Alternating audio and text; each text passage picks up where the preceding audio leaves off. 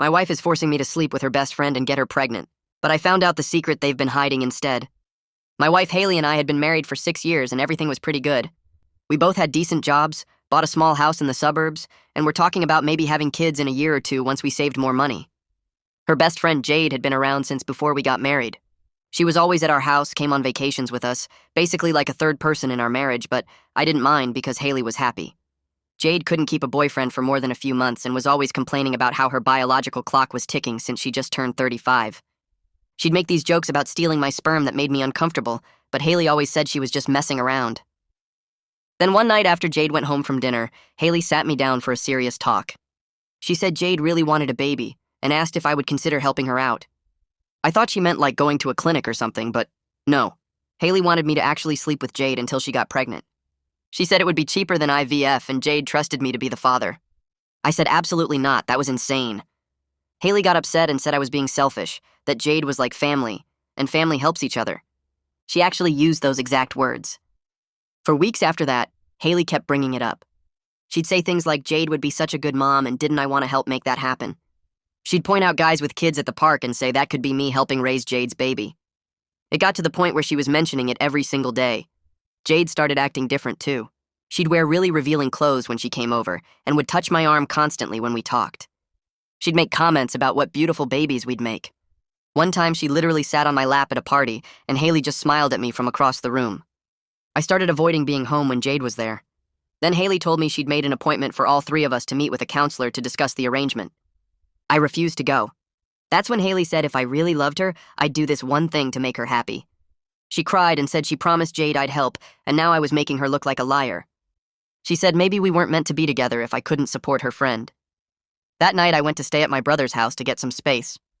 While I was gone, I remembered Haley had been acting weird with her phone lately, always taking it to the bathroom and turning it face down. I'd backed up her phone to our shared cloud account months ago for safety and still had access. So I checked it. What I found made me sick. Haley and Jade had been planning this for almost a year. They had a whole plan where I'd get Jade pregnant, then Haley would divorce me and claim I cheated. They'd use the baby as proof of the affair. Haley would get the house and alimony, and they'd raise the baby together. There were texts about how they'd been in love since college, but Haley married me for financial stability. They called me their meal ticket and sperm donor. Jade had written that once they had my baby and my money, they could finally be together openly. They'd already consulted with a divorce lawyer about how to make the cheating story stick. The lawyer told them if they could prove adultery with a pregnancy, Haley would get everything. They even discussed recording me with Jade without my knowledge to make it look worse. I screenshot everything and sent it to my divorce lawyer that morning. Then I went back home and acted normal. Told Haley I'd been thinking about it and maybe we should talk more about helping Jade. Both of them got so excited. Haley started planning when it would happen based on Jade's cycle. They wanted to do it the next week when Jade was ovulating. I agreed and said we should have a nice dinner first to make sure everyone was comfortable. That dinner was Friday night. Jade came over in this tiny dress and kept giving me these looks. Haley made my favorite food, and they both kept filling my wine glass. After dinner, Haley suggested we all go to the bedroom to talk more privately. That's when I told them I knew everything. I pulled out my phone and showed them the screenshots. Haley's face went completely white like someone drained all the blood out of her. Her hands started shaking so bad she had to grip the edge of the table. Jade jumped up so fast her chair fell backward and her wine glass tipped over, red wine spreading across the white tablecloth like blood. They both started talking at the same time, their voices getting louder and higher. Haley kept saying the texts were fake, that I must have made them up somehow. Jade was claiming I twisted everything, that I was taking their private conversations out of context. I just sat there with my phone in my hand, completely calm, watching them panic. I let them talk over each other for about 30 seconds before I said I'd already sent everything to my lawyer that morning. The room went quiet except for Haley's breathing, which sounded like she'd been running. Jade moved toward the front door, but I stood up and blocked her path. I told her to sit back down because she was going to listen to exactly what happened next. She tried to push past me, but I didn't move. I explained that my lawyer had copies of every single text message, every email, every detail of their plan. I told them their scheme to fake adultery was documented proof of conspiracy to commit fraud. Haley could either agree to a fair divorce right now, or I would make sure everyone we knew found out what they tried to do. I'd show her parents, her boss, our friends, everyone. Jade's face turned red and she started crying, but they weren't sad tears. She looked furious. Haley just kept staring at me like she didn't recognize who I was. That's when Haley completely broke down. She grabbed my hands and tried to hold them, her fingers cold and shaking. She said she did love me, that it was all Jade's idea from the start. She claimed Jade manipulated her, that she never really wanted to go through with it. Jade's head snapped toward Haley so fast I heard her neck crack. She screamed that Haley was a liar, that Haley was the one who came up with the whole plan. Jade said she only went along with it because Haley convinced her it was the only way they could be together. They started yelling at each other, pointing fingers, each one trying to blame the other. I just watched them turn on each other exactly like I knew they would. It was almost sad how predictable they were. All that planning and scheming, and the second they got caught, their partnership fell apart. I told them both to get out of my house. Haley had until tomorrow morning to pack her essential stuff and leave. Everything else we'd deal with through lawyers. Haley started begging to stay and talk, saying we could work this out if I'd just listen. She reached for me again, but I stepped back. I told her I was done listening to lies. I pulled out my phone and called my brother Troy. Jade tried to leave, but I told her to wait until Troy got here because I didn't trust either of them alone in my house. I thought they might try to delete things off my computer or take important papers.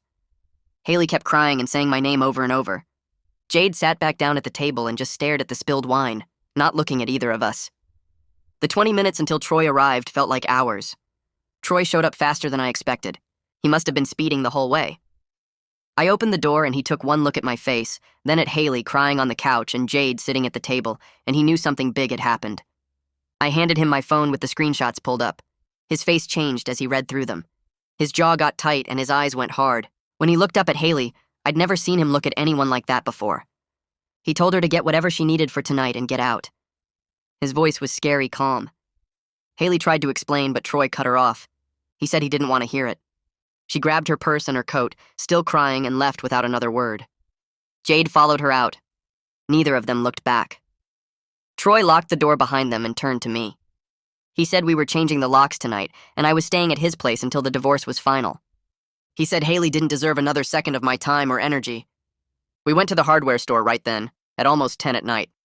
Troy knew which locks to get and how to install them. We got back to the house and he changed both the front and back door locks while I packed a bag. It took him less than an hour. He worked fast and didn't talk much, but I could tell he was angry on my behalf. When we finished, we loaded my stuff into his truck. I took one last look at the house before we left. It didn't feel like home anymore. It felt like a place where I'd been played for a fool for 6 years. Troy's apartment was across town, smaller than my house, but clean and quiet.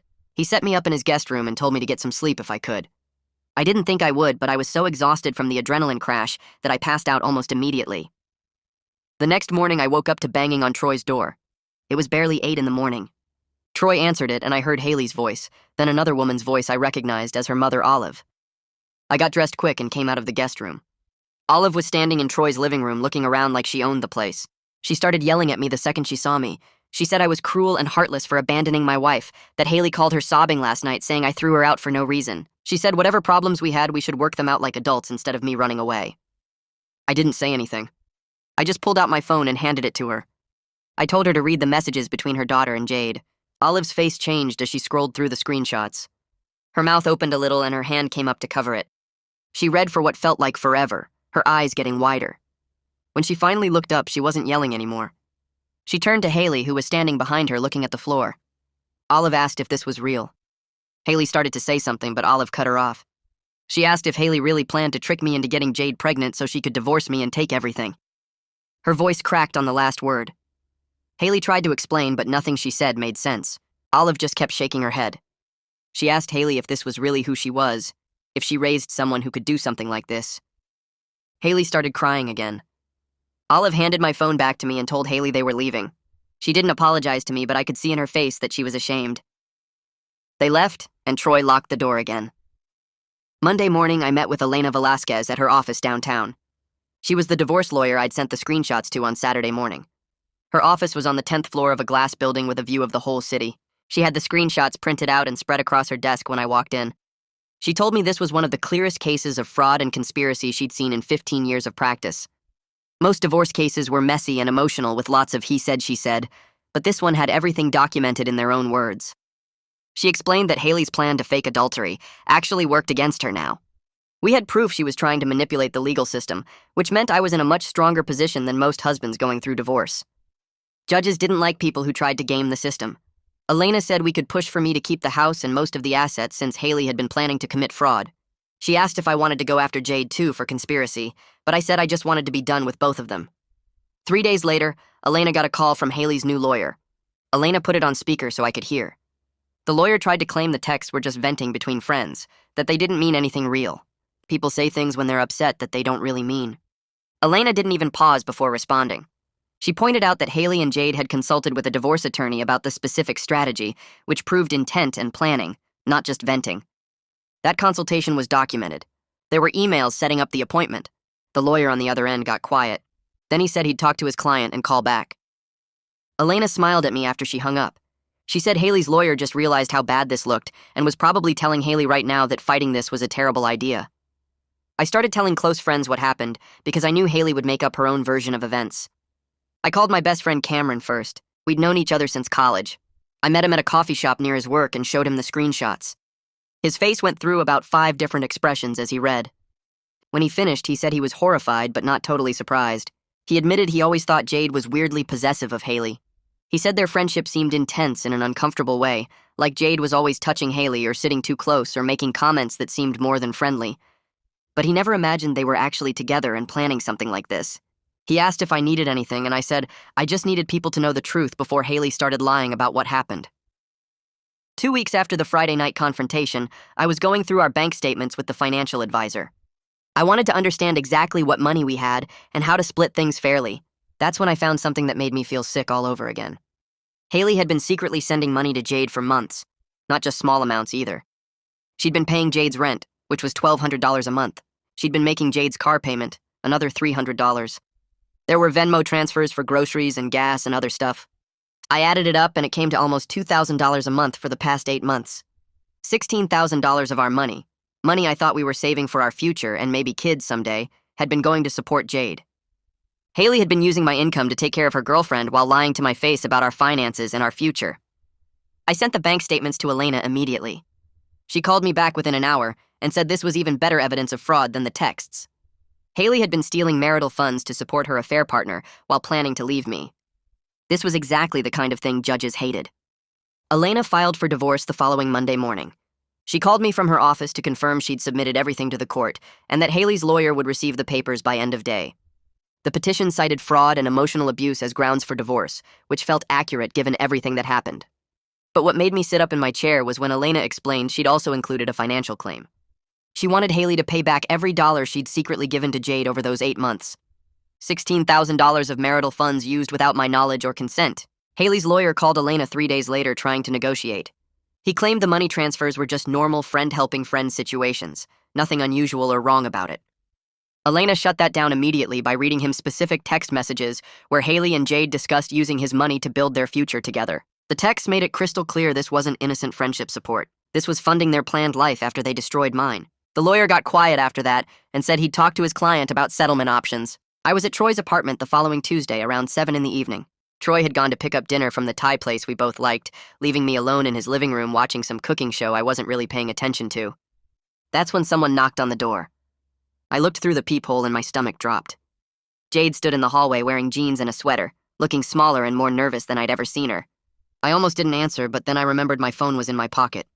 I pulled it out, opened the voice recorder app and hit record before I opened the door. She started talking immediately, words spilling out fast like she'd practiced this speech. She said she was sorry, that she never meant for things to go this far, that it was all getting out of hand. She claimed if I dropped the financial claims against Haley, she would testify in court that the whole plan was her idea. She'd take full responsibility and say she manipulated Haley into going along with it. I just stood there in the doorway listening to her try to save Haley by throwing herself under the bus. When she finally stopped talking and looked at me with these hopeful eyes, I held up my phone so she could see the recording app running. Her face went completely white. I told her that her showing up here trying to manipulate me again was just more proof of who she really was. That I had evidence of her trying to interfere with legal proceedings now. That she needed to leave and never contact me again. She opened her mouth like she wanted to argue, but nothing came out. She turned and walked down the hallway without another word. I closed the door, stopped the recording, and immediately sent the file to Elena with a text explaining what just happened.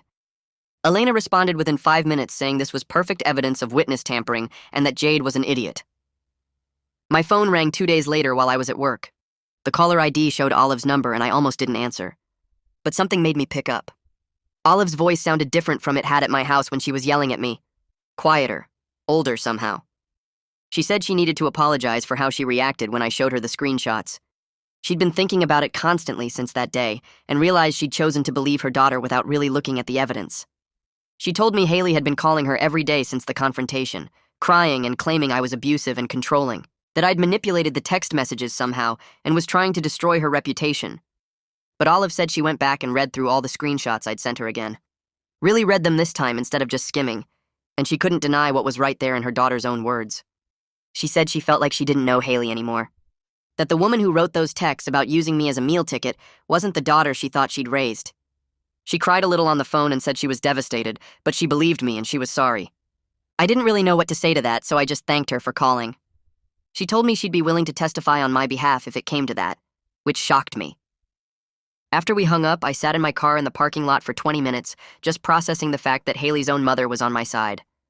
A month into living at Troy's place, I had the worst night since everything exploded.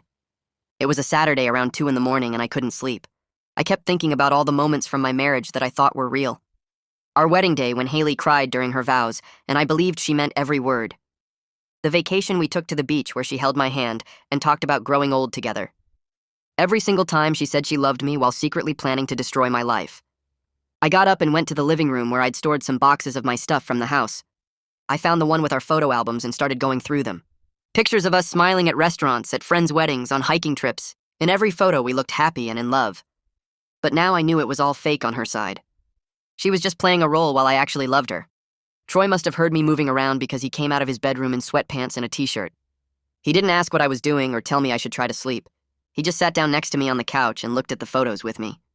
We sat there in silence for probably an hour while I went through album after album. He handed me tissues when I needed them and kept his hand on my shoulder. Around 3:30, I finally closed the last album, and Troy asked if I wanted to watch something stupid on TV. We ended up watching old episodes of some sitcom until the sun came up. He never tried to make me feel better or tell me things would be okay. He just stayed there while I grieved for the life I thought I had. Cameron called me the next week sounding weird and uncertain. He said he'd run into Jade at a coffee shop downtown that morning. She'd been sitting at a table with another woman, and they were holding hands across the table. Not in a friend way, in a couple way. The woman had her arm around Jade's waist when they got up to leave and kissed her cheek in a way that made it obvious they were together. Cameron said he watched them for a minute, surprised, then went outside and called a mutual friend who knew Jade through work. That friend told him Jade had been dating this woman named Ronan for almost 2 years. 2 years. Which meant Jade was already in a whole relationship when she and Haley came up with their plan to get me to sleep with her and have a baby. I felt sick when Cameron told me this. Everything I thought I understood about their scheme suddenly had another layer I hadn't seen. They weren't even actually a couple in the way I'd imagined. Jade had her own girlfriend the entire time. The discovery that Jade had been dating Ronan for 2 years made everything so much worse. I'd been thinking of Haley and Jade as two people in love who wanted to be together but needed my money to make it work. That was bad enough. But knowing Jade had a whole separate girlfriend meant their plan was even more calculated and cold than I'd realized. They weren't even really together. They were just using each other to use me.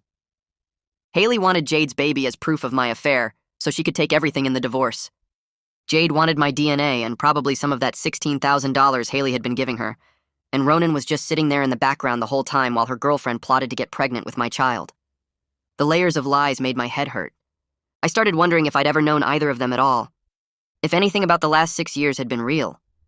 Every memory felt contaminated now by knowing how many people were lying to me at once. The mediation happened on a Thursday morning in a conference room downtown. Elena sat on my left, Haley and her lawyer sat across the table, and the mediator sat at the head trying to look neutral and professional. We'd been there for about an hour going over asset division when Haley suddenly started crying. Real tears running down her face, her voice shaking as she looked right at me. She said she knew she'd made mistakes, but she still loved me. That she wanted to work on our marriage if I'd give her a chance. That we could go to counseling and fix this. The mediator looked uncomfortable, but asked if she was serious about reconciliation. Haley nodded and reached across the table like she wanted to hold my hand.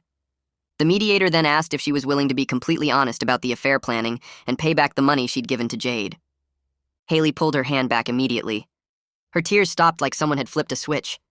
She said she wouldn't admit to anything because she didn't do anything wrong. Just like that. No more crying, no more talk about loving me or fixing things. Her lawyer put his hand on her arm like he was trying to stop her from talking, but she ignored him, She said the texts were private conversations that I had no right to read, and that giving money to a friend wasn't a crime. The mediator sat back in his chair, and I saw him write something on his notepad. Even he could see exactly who she was now. Elena looked at me, and I gave her a tiny nod. She told the mediator we were done trying to negotiate and would proceed with the divorce as filed. We settled 2 weeks later without going to court. Haley got her personal belongings, her car, and nothing else. No house, no savings, no alimony. She had to agree to pay back half of the $16,000 she'd given to Jade, which came to $8,000 paid out over the next 2 years at $333 per month. Elena told me I could probably fight for more, maybe even get all $16,000 back, but dragging this through court would cost me thousands in legal fees. Plus more months of having Haley in my life through court dates and hearings and depositions. She said sometimes the best revenge was just being done with someone. I agreed to the settlement because I wanted Haley out of my life more than I wanted every dollar back. The lawyer drew up the papers and we both signed. Her lawyer looked relieved. Haley looked angry but trapped. Elena looked satisfied. I just felt tired. The divorce finalized 4 months and 3 days after that Friday night dinner when I showed them the screenshots. Elena called me on a Tuesday morning to say the judge had signed the papers and it was officially done. I went to her office that afternoon to pick up my copies. Troy came with me because he knew I didn't want to be alone for this. Elena handed me the folder with all the final documents and congratulated me on being a free man. I sat in her office looking at the papers that said my marriage was over. 6 years together, gone. Except it had never really been together. It had been Haley using me while I loved someone who didn't exist. I felt relieved that it was finished. Sad that I'd wasted so much time. Angry that she'd done this to me, but mostly I felt free. Like I could finally breathe without wondering what she was planning or who she was texting or what lies she was telling. Troy put his hand on my shoulder and asked if I was okay. I told him I would be. We left Elena's office and went to get lunch because I couldn't think of anything else to do with this strange feeling of being suddenly unmarried. I moved into my own apartment 3 weeks after the divorce finalized. Troy had been amazing letting me stay with him, but I needed space that was completely mine. A place with no memories of Haley or Jade or any of the lies. I found a small 1-bedroom place about 20 minutes from work. The rent was reasonable and the building was old but clean. I didn't have much furniture since Haley had kept most of what was in the house as part of her personal belongings. Troy gave me his old couch that he'd been meaning to replace anyway. Cameron brought over a kitchen table and chairs he'd been storing in his garage. Another friend donated a bookshelf and some lamps. My bedroom had a mattress on the floor and a plastic dresser I bought at a discount store. The whole place looked like a college apartment with mismatched furniture and bare walls. But it was honest. Every single item in that apartment was there because someone actually cared about me and wanted to help. Nothing was chosen by Haley to match her fake vision of our fake life together. I sat on Troy's old couch that first night eating pizza straight from the box and looking around at my small, honest, real apartment. It wasn't much, but it was mine. Actually mine. And that felt better than the house with Haley ever had. I found out about a month after moving into my apartment that Cameron had been keeping tabs on what happened to Haley and Jade after everything fell apart. He told me over coffee one Saturday morning that their relationship didn't survive the divorce. They'd turned on each other completely, each one blaming the other for the plan failing and for me finding out. Jade had apparently moved to another state to live with Ronan Austin, the girlfriend she'd been hiding the whole time. Cameron said Jade just packed up and left without even saying goodbye to anyone, which seemed fitting for someone who'd been lying to everyone for years. Haley was living with her mother Olive and working retail at some clothing store in the mall. She couldn't afford her own place because of the debt she owed me and because she'd lost her decent job when word got around about what she'd tried to do. Cameron had seen her once at the grocery store and she'd looked right through him like he wasn't there. He said she looked tired and angry, and he felt bad for about 2 seconds before remembering what she'd tried to do to me. 6 months after I showed them those screenshots, I realized one morning that I was actually doing okay. I'd been seeing the therapist Troy recommended every week, working through all the trust issues and the feeling that everyone around me might be secretly plotting something. The therapist helped me understand that Haley and Jade were specifically terrible people, not proof that everyone in the world was terrible. It sounds obvious when I say it like that, but it took months of talking it through to really believe it. I started being able to meet new people without immediately wondering what they wanted from me or what they were hiding. I could have a normal conversation without analyzing every word for hidden meanings. I went on a few dates and actually enjoyed them instead of spending the whole time waiting for the other shoe to drop. I was honest about my baggage from the start, telling people I was divorced and still working through some trust stuff, and being upfront about it actually made me feel more secure rather than less. Then I got a promotion at work that I hadn't even been thinking about during all the marriage chaos. My boss called me into his office one afternoon and told me they were moving me up to senior analyst with a decent pay raise. He said I'd been more focused and confident in the past few months than I'd been in years, that whatever personal stuff I'd been dealing with seemed to have sharpened me instead of breaking me down. I thanked him and went back to my desk, feeling like maybe losing Haley wasn't the worst thing that could have happened to my career. I'd been so distracted during the marriage, always worried about making her happy and dealing with her constant demands, that I hadn't realized how much mental energy it was taking. Without that weight, I could actually concentrate on my work and do it well. A year after I pulled out my phone and showed them those screenshots, I was sitting in my apartment on a Friday night with Troy and Cameron, eating pizza and watching some terrible action movie, and I realized I was in a genuinely good place. My apartment was small, but it was mine, and I loved it. The furniture was still mismatched stuff from friends, but it felt more real than anything in the house with Haley ever had. I had friends who'd proven they were real when things got hard, a brother who'd had my back completely through the worst time of my life. I was dating casually and enjoying it without the pressure of trying to build something permanent right away. I had a job I was good at, and a future that was completely mine to build however I wanted. Haley and Jade had tried to use me as their meal ticket and sperm donor, tried to trap me in their scheme and take everything I'd worked for. Instead, they'd given me the gift of knowing exactly who they were before I wasted any more years on them. I could have spent another decade with Haley, maybe even had kids with her, before finding out she'd never loved me at all.